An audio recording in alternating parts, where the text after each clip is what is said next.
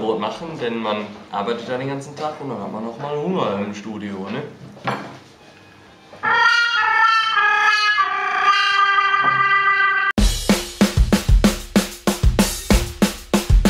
Komm, mach die Musik noch nicht aus, ich will noch tanzen und schmiss den Lück doch nicht raus, ich will die ganze Nachhinein verbringen und zusammen.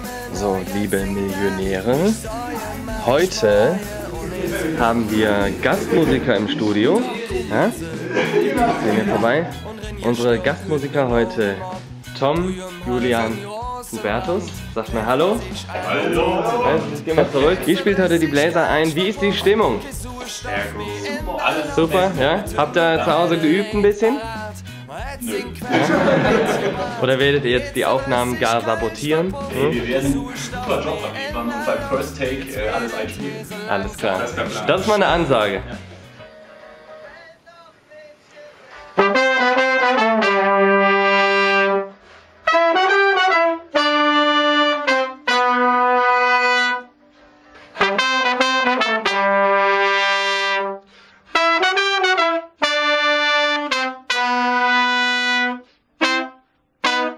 Jetzt drehen wir den Spieß nämlich mal um, denn unser Produzent Blaschke wird die Mandoline einspielen.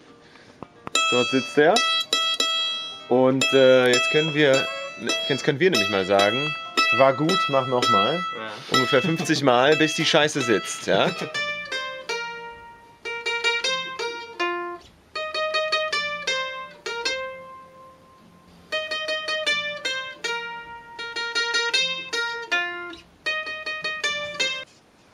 Machen die das?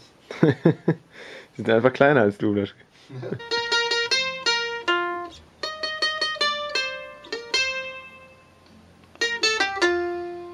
Heute haben wir einen Studiogast, einen ganz besonderen. Das ist der Johannes.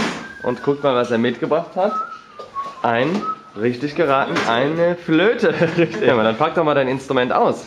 Lass uns doch mal in den Aufnahmeraum gehen, oder?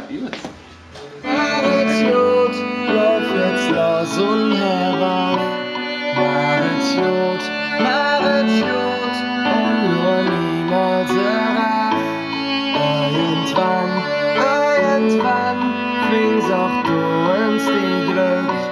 Und ich weiß, ja ich weiß, du kriegst wieder zurück. Oh, die Jungs üben gerade fleißig die zweiten Stimmen bei Kirchturmspitze und da ich zum Wohle aller Beteiligten da besser nicht mitsinge, habe ich Zeit, sie dabei ein bisschen zu filmen. Wir wollen mal reingucken.